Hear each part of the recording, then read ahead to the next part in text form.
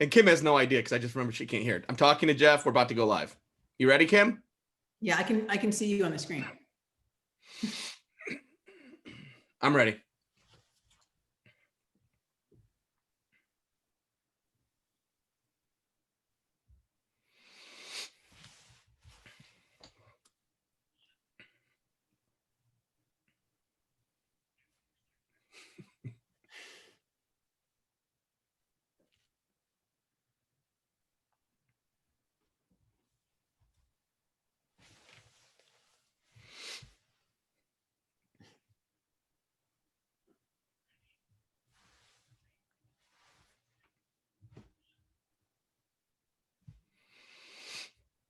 Okay, so we're live. Kim, you and I are back to discuss a little bit more about Night of 1,000 Authors. Of course, we're co-hosting. Shout out to our producer, Jeff Ayers, who's in my ear right now. We're going to get our other co-hosts on, the guy from the Crew Reviews, Mike Houts, Sean Cameron. Kim, how you feeling about this event? I'm really excited, Ryan. I mean, bringing everyone together, at this time of year is a fantastic way to sort of boost our thrillers and also get more people reading different authors. I love what Sean said in the, test we were doing, how you want to discover new authors. And there's so many talented people out there. So, and there are a variety of types of genres that we're featuring as well. So if you love psychological thrillers, we have something for you. We have action thrillers. So I'm really excited. I'm excited too. Let's get the crew guys in here. I'm told they're coming. Sean, Mike, thank you for joining us again. Long time no talk, fellas. How's it going? Glad to be back. Glad to be back. Great break. So we are gonna squeeze an author in here. Like we don't have enough scheduled for a Night of 1,000 Authors. There's one person that couldn't be with us that night that we wanted to include. I know I'm a big fan. He's a good friend. His name's Don Bentley. We've already talked about if you like certain authors, you'll find other ones. Don is one of those guys for sure. If you like the Mark Graney's, the Brad Taylors of the world, Don is definitely someone you should be reading. His fantastic debut, Without Sanction, came out this year. Lee Child called it sensational. I'm told he's here. He's ready to come in. Jeff, send him on in and let's talk to Don Bentley, guys. All right. Drum roll. Hey, Don Bentley, everybody. How you doing, Don? Welcome, Don. Hello. Hey, Don. Kim. Don, how you doing? Good. How you doing, Ryan? Good. Thank you for coming on, man. We were glad we could squeeze you in now ahead of this big event, and also get a little bit of a test drive on this thing. Kim and Sean's here, Mike's here of Crew Reviews. We were just talking before you came on.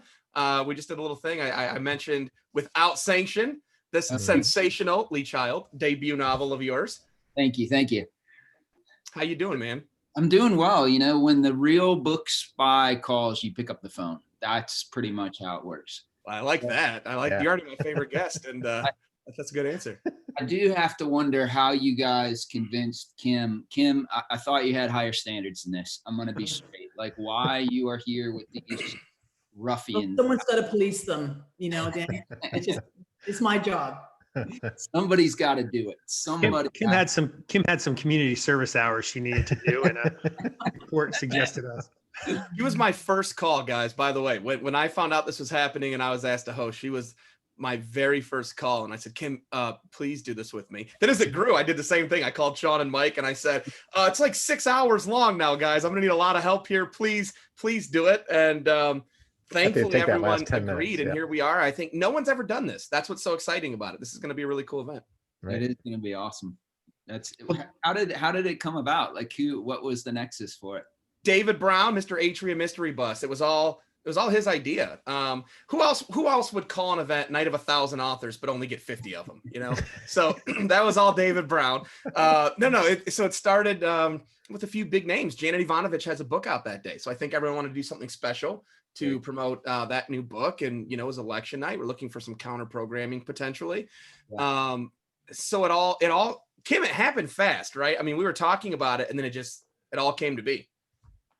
Yeah, and we basically just went out and recruited everybody so that we could, put together a wonderful show. And it's kind of like, a really interesting mix between like a telethon and Rockin' New Year's Eve. And we also wanted to bring our community together. And by having the overlapping authors that night, it's going to be very interesting. And we tried hard to pair people up that will be a lot of fun together. Very nice. Very nice. Well, Yeah. So guys, you want to ask Don some questions, go around the room, so to speak? Absolutely. Absolutely. So Don, yes, sir. Don, Ryan held up your debut novel, which everybody loved, which pretty much one of the most acclaimed debuts since I've been reading thrillers. So phenomenal job with that. But my question is, you didn't really have a ticking clock on Without Sanction. However, on The Outside Man, which is coming when? March 3rd, 2021. March 3rd. There was a little bit of a ticking clock, and I want to know how that changed your process as a writer. Ticking clock, you mean from the standpoint of I had to turn it in on time? Yes. At first, I thought you were talking in the story. I'm like, what ticking clock is he talking about? Think fast. It was definitely a harder process, right? Everybody talks about how with your first book you have your entire life to write it, and with your second book you don't have that anymore. And so it went.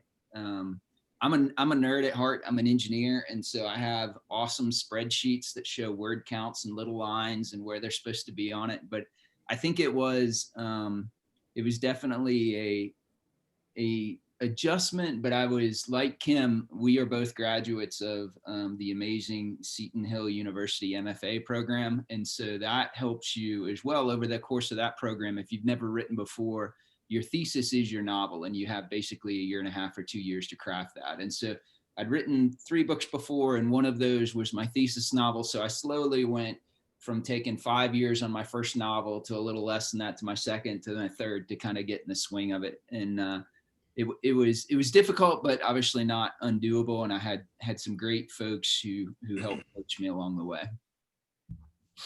Well, let me ask you this. Not only do you have one series, but you're now taking over a second in a kind of a simultaneous world. How are you finding flipping in and out of 2 separate worlds as you're writing in yet another series?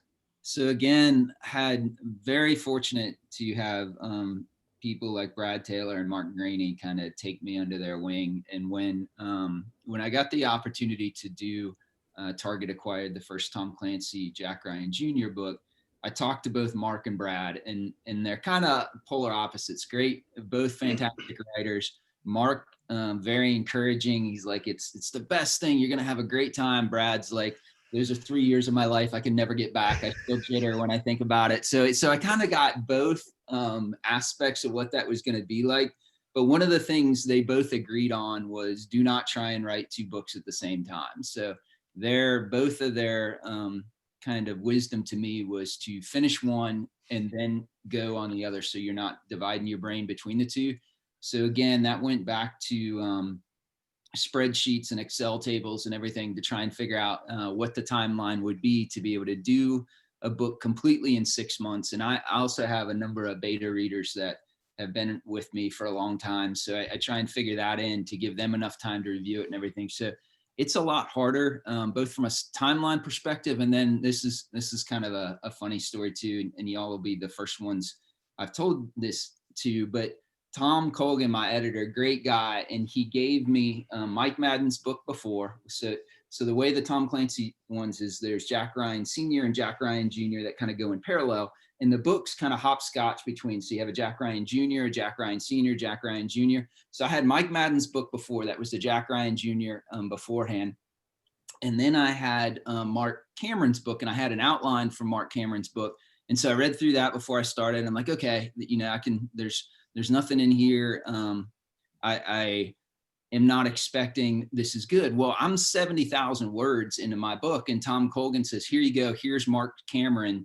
And P.S. he does this thing at the end of his book. Here you go. And I don't want to completely give it away, but it took that 70,000 words I had and just crushed it like a And so if Mark Cameron, if you're watching it, just wait until the end of this book, my friend. Just wait and see what you will have to overcome. So that is not one of the things I thought I would have to deal with writing a series, but it's been fun.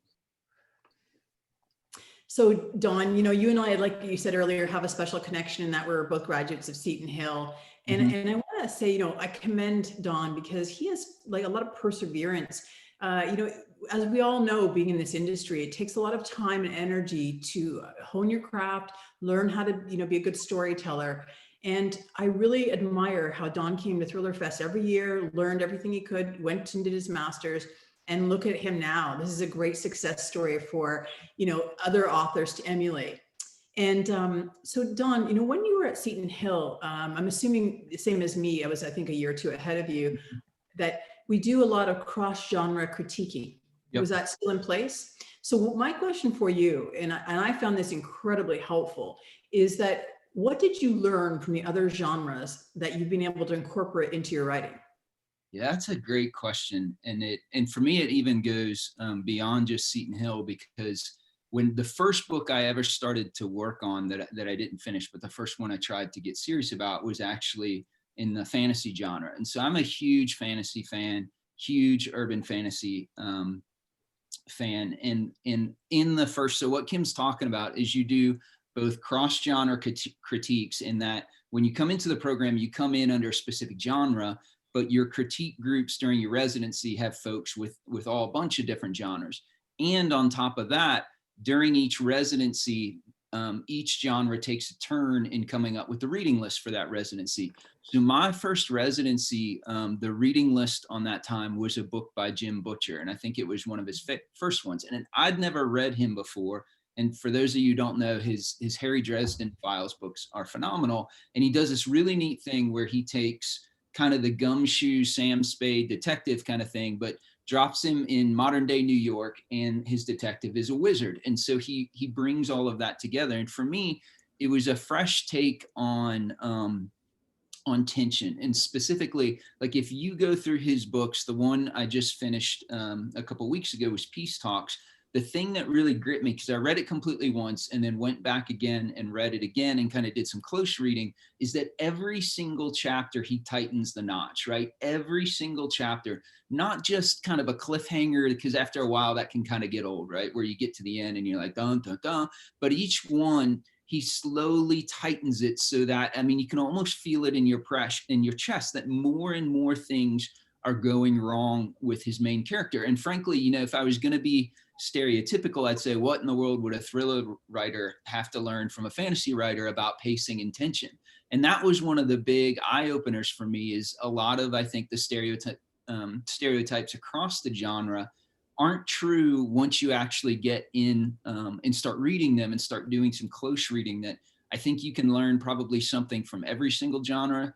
And in my example would be his in pacing and tension. Like Jim Butcher, when he's on, he does it better than anybody I've ever read.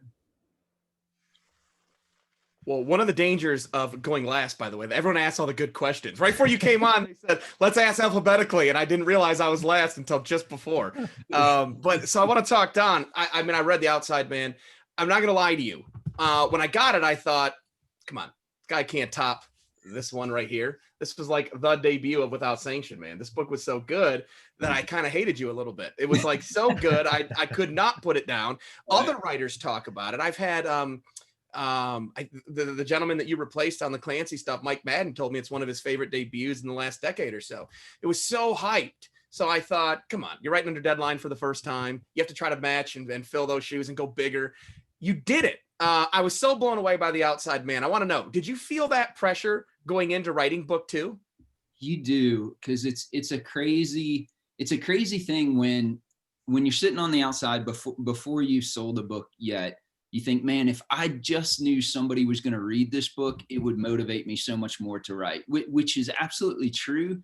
But the flip side of that, as you kind of allude to, is when you actually do that, then you're like, man, now that somebody's going to read this, I'm absolutely terrified. And so there's a lot of that where you have to, honestly, where I had to just pretend that nobody else was going to read it and I was going to write it for me and for the joy of it. And again, going back to Seton Hill, what Kim was talking about, one of the things they encourage you to do is to experiment over that time, to try something that you'd never done before. And so that was, for me, that was the first time I ever wrote in that first person point of view. And so that thesis novel, it's not exactly Matt, but it was the same thing. It was the first time I found Matt's voice.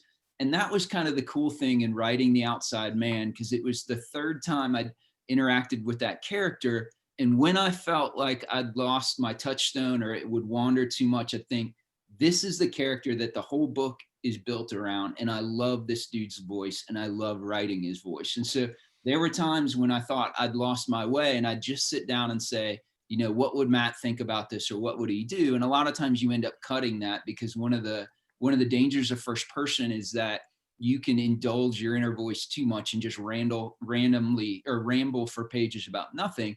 But for me, it was kind of comforting to be able to have Matt there and say, okay, writing is about characters. People come back for Daniel Silva's goat, right? They come back for the character. And so if I can give them a character that I like and that I like hanging out with, hopefully people will like to hang out with him too. Well, speaking of hanging out, man, thank you for coming on and talking with us. You mentioned Mark Graney and Brad Taylor. They intersect. They're going to overlap election night, Night of 1,000 Authors. You're going to get them on together. Dark side and light side of the force right there. I know. I can't wait. Without Sanction, out now. Book 2, The Outside Man, March 2nd, 2021, available for pre-order wherever books are sold.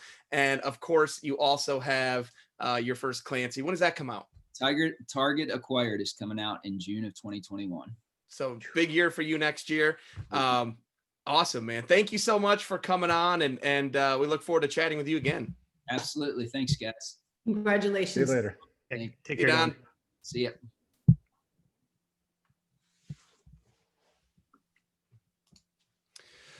Well,